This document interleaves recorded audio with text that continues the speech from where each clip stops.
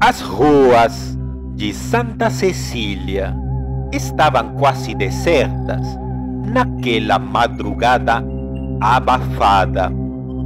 O cheiro de chuva recente misturava-se ao odor metálico do metrô que passava distante, vibrando no subsolo como um monstro adormecido.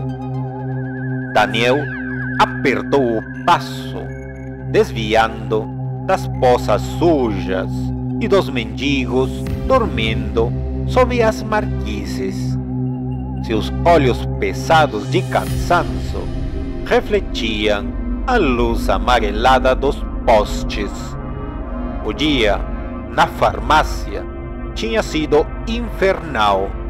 Clientes impacientes, um assalto no quarteirão ao lado, o olhar vazio de uma senhora que teve o cartão recusado ao tentar comprar remédios para o filho doente. Ele só queria subir, tomar um banho e dormir. Ao entrar no edifício São Cristóvão, foi recebido pelo velho segurança Osvaldo, que acenou com um cigarrilho no canto da boca.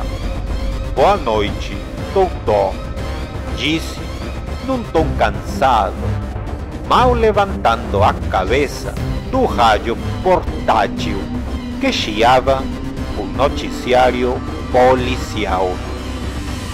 Daniel murmurou um cumprimento e apertou o botão do elevador. O painel era antigo, com números desbotados e uma leve ferrugem ao redor dos botões. O nono andar piscou em vermelho e as portas se fecharam com um gemido metálico. O elevador subiu um andar, depois outro, até que, com um baque seco, parou entre o quinto e o sexto andar. Daniel praguejou, pressionando o botão de emergência. Nada.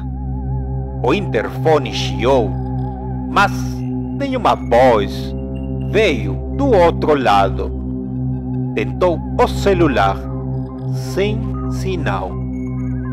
No silêncio opressor, pôde ouvir a respiração acelerada dentro da própria cabeça, o latejar do sangue nas têmporas. Ele bateu na porta de metal, chamou por Osvaldo, mas apenas o eco respondeu. O elevador parecia uma cápsula flutuando num abismo de concreto, isolado do mundo. Então, o silêncio foi quebrado. Um som suave e irregular, como se alguém arranhasse o metal do lado de fora. Daniel engoliu em seco, pressionando o ouvido contra a porta. O ruído se repetiu, mais forte. Algo estava ali.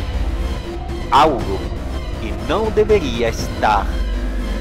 Um arrepio cortou sua espinha quando ouviu uma voz abafada pelo metal.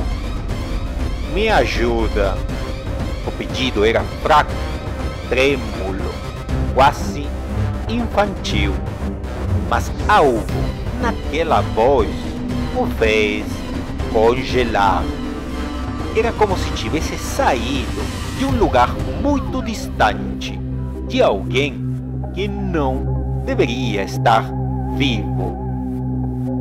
Daniel se afastou da porta, sentindo o suor frio escorrer pela nuca.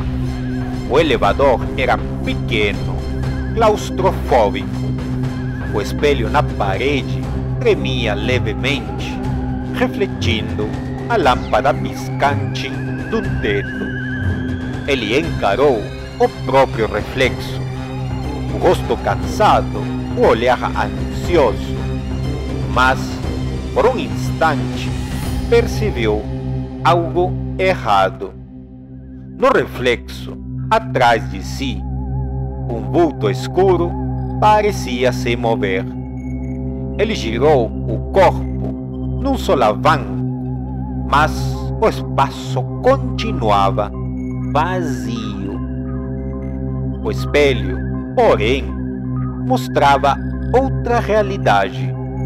Um homem pálido, com olhos fundos e uma expressão angustiada, pressionava as mãos ensanguentadas contra o vidro. O coração de Daniel disparou e ele chutou a base do espelho. O vidro estilhaçou-se, espalhando-se pelo chão como pequenas lâminas. Mas, no reflexo fragmentado, o estranho continuava lá, encarando-o de todos os ângulos, suas mãos agora deslizando para fora do vidro rachado, como se tentassem puxá-lo para dentro. O elevador estremeceu e começou a subir sozinho, cada vez mais rápido, como se algo invisível o estivesse puxando para um destino desconhecido. A lâmpada piscou 3 vezes antes de apagar. O elevador agora subia num silêncio de túmulo, sem botões respondendo, sem cabos gemendo sob o peso. Daniel respirava com dificuldade, engolindo seco enquanto seus dedos tremiam. Então, o interfone chiou novamente. Uma estática densa preencheu a cabine e uma voz rouca sussurrou: "Não era para ser assim." Ele tentou responder, mas a garganta travou. O ar ficou pesado, quente demais. O cheiro de ferrugem e algo apodrecido se intensificou. O elevador balançou violentamente, jogando Daniel contra a parede. No vidro quebrado, um olho apareceu, espiando por entre as fendas, como se observasse de dentro da estrutura.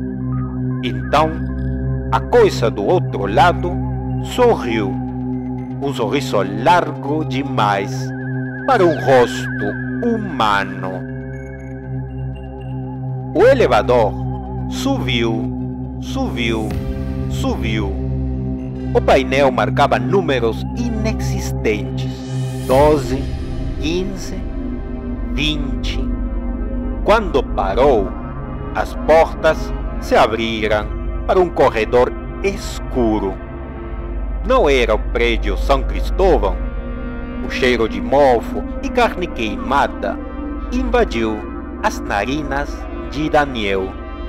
Pisos de madeira podre rangiam sob seus pés. O corredor se estendia infinitamente, com portas de ferro trancadas dos 2 lados. Algumas rangiam sozinhas, como se algo estivesse tentando sair. Daniel se recusou a pisar para fora. Apertou os olhos, apertou os botões do elevador freneticamente. Volta, volta. As portas começaram a fechar, mas antes que pudessem se selar, uma mão esquelética surgiu do corredor e segurou a porta, impedindo o fechamento.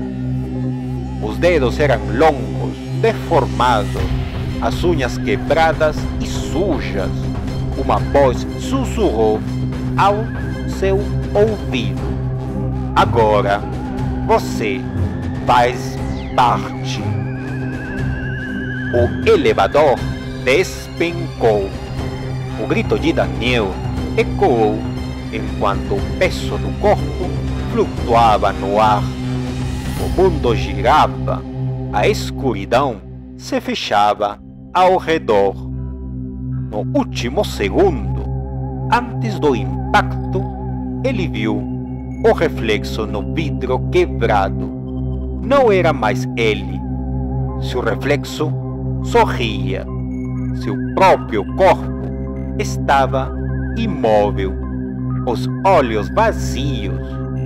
Os vizinhos ouviram um estrondo seco.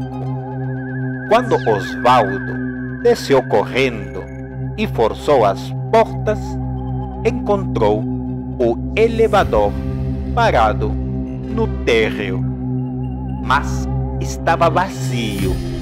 Nenhum sinal de Daniel, nenhuma explicação.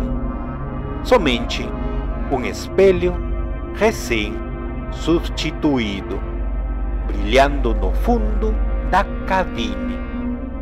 E, de madrugada, quem passava pelo hall podia ouvir o interfone chiando sozinho, seguido por um sussurro melancólico.